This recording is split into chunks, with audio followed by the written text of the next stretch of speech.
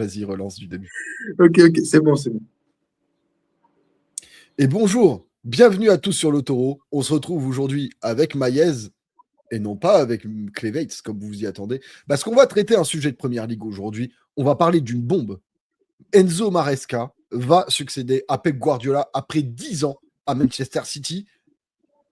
Gros travail en perspective, parce que succéder à quelqu'un comme Pep Guardiola qui a tout gagné à City, il a gagné la première ligue plusieurs fois, il a gagné la Ligue des Champions tant attendue par les propriétaires, mais également il a placé City comme le mastodonte de ce championnat depuis bientôt 10 ans. Et justement, beaucoup de travail pour Enzo Maresca qui va le remplacer. Salut Maïs déjà, comment tu vas pour commencer? Salut à toi, tonton. Salut à tous. J'espère que vous allez bien, que vous vous portez bien, que vous êtes tous et toutes en bonne santé. Ben, écoute, ça va bien et toujours un plaisir d'être en tournage pour parler de différents sujets, surtout sur ce sujet-là de Maresca Manchester City. Alors, pas de supporters de City ni de Chelsea sur ces vidéos, comme vous le constatez, mais bon, on connaît un peu le foot, donc je pense qu'on va pouvoir Ouais, discuter un peu du sujet. Justement, pour rappeler qui est Enzo Maresca, pour ceux qui ne le connaissent pas assez, c'est qui Enzo Maresca en tant que coach, Maïez?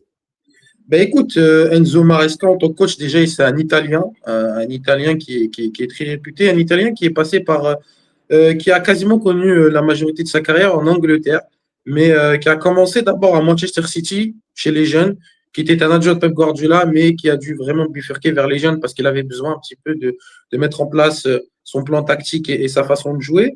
Une fois il a réussi un petit peu son passage chez les jeunes à City, il a été très vite repéré par un champion d'Angleterre, le champion d'Angleterre 2016, Leicester City, qui est malheureusement aujourd'hui descendu en Détroit, mais au moment où Maresca est arrivé, il avait fait une véritable révolution. Il avait transformé cette équipe de Leicester carrément jusqu'à l'amener en première ligue et les faire remonter.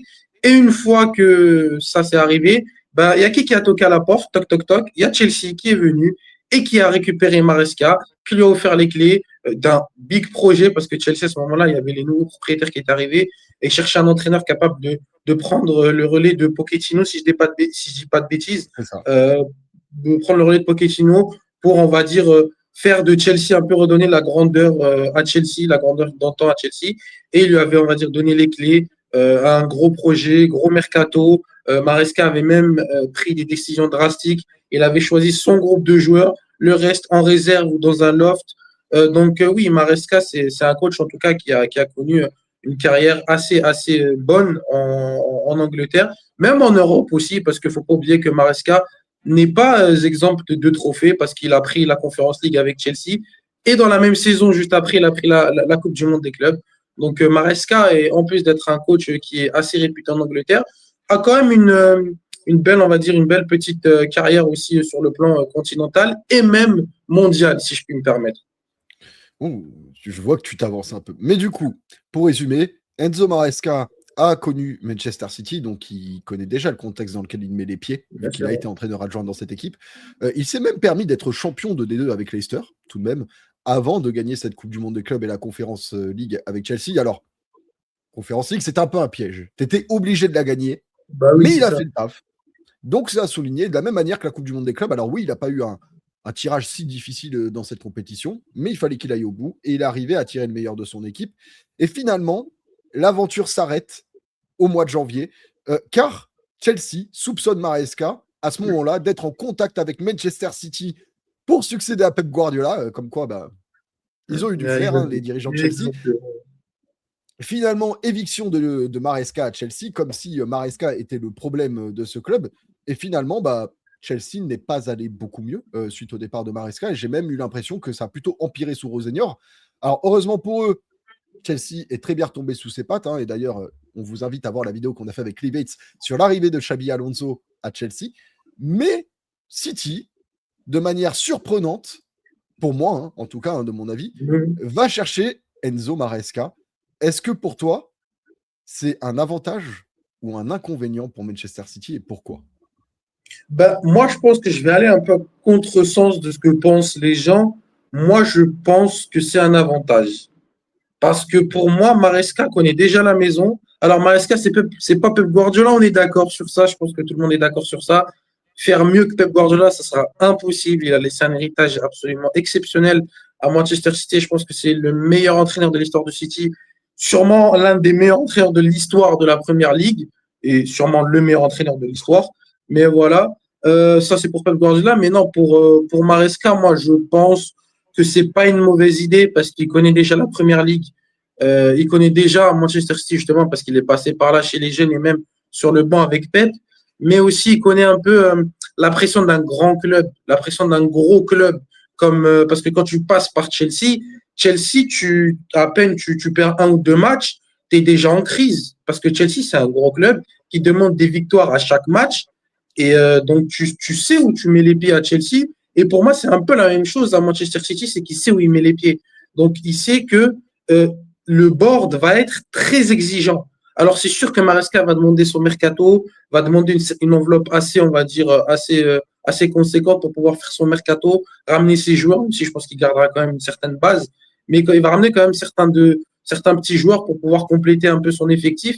Mais pour moi, je trouve que c'est une bonne idée parce que Maresca, moi, je trouve que c'est un entraîneur qui est intelligent dans le sens où il sait être offensif, mais il sait être pragmatique aussi. Moi, je l'ai beaucoup remarqué à Chelsea.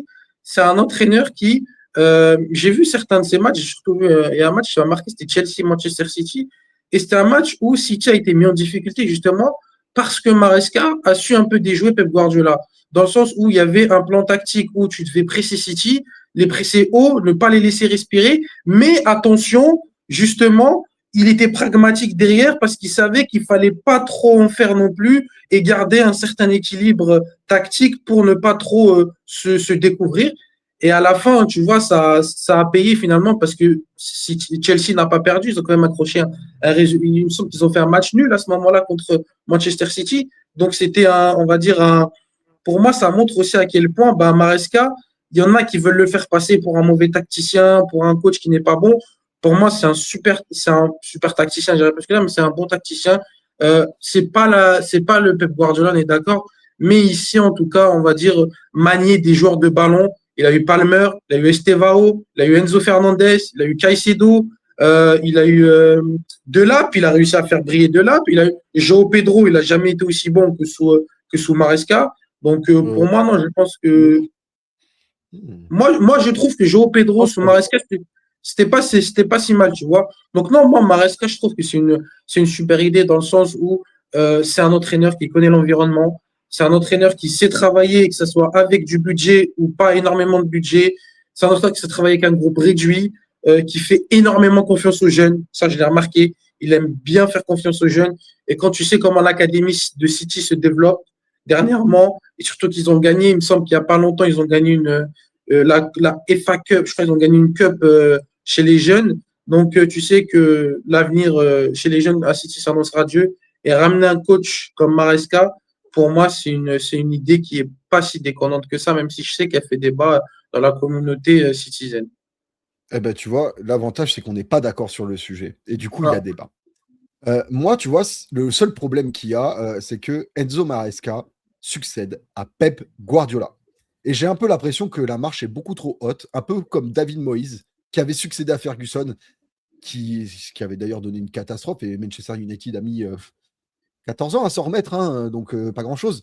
Je dis pas que City va vivre un downfall qui va les faire chuter pendant 14 ans comme Manchester United. Cependant, je trouve que la marche est beaucoup trop haute pour Maresca. Tu succèdes à Pep Guardiola, tu as donc besoin d'un top coach. Alors, il est compliqué actuellement de trouver un top coach pour succéder à Pep Guardiola, et ça, j'entends tout à fait la logique. Cependant, Xabi Alonso vient de signer à Chelsea, donc ça veut dire qu'il était disponible. Nagelsmann est possiblement disponible à la fin de la Coupe du Monde. En fait, finalement, pour moi, j'ai l'impression que tu as fait la facilité en rapatriant quelqu'un de la maison, en disant c'est bon, il connaît les lieux et ça va le faire. Sauf que pour moi, en fait, le travail est beaucoup plus difficile.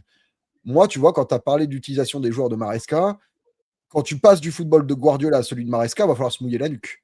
Parce que bien sûr, Pep non, Guardiola mais bien sûr, pratique oui. un football qui est agréable à regarder et Maresca à Chelsea, c'est pas fou. C'est pas fou C'est en termes de. On s'est pas amusé plus que ça. Il y a une mauvaise utilisation des joueurs. J'ai eu l'impression de voir en fait que Maresca, il a copié la méthode de Guardiola sans comprendre pourquoi elle avait marché. Et en fait, moi, j'ai eu l'impression que si Pep avait une classe et qu'il était le prof, bah Maresca, on aurait été le cancre. Et sans être méchant, hein, ça ne veut pas dire qu'il est nul, parce que les autres coachs en question sont meilleurs que lui. Mais Moi, j'ai l'impression que cette marche, elle est beaucoup trop haute pour Maresca. Et moi, Non, j'ai moi, plus je suis pas d'accord. l'impression que tu pouvais faire mieux que Maresca à Manchester City. Parce que tu ne parles pas d'un club de milieu de tableau ou un club qui aspire à être potentiellement qualifié en Ligue des Je suis Champions. pas d'accord. Là, tu cherches un coach qui doit succéder à Pep Guardiola, qui a empilé les premières ligues comme si c'était facile à faire. Il a banalisé le fait de gagner ce championnat, Pep.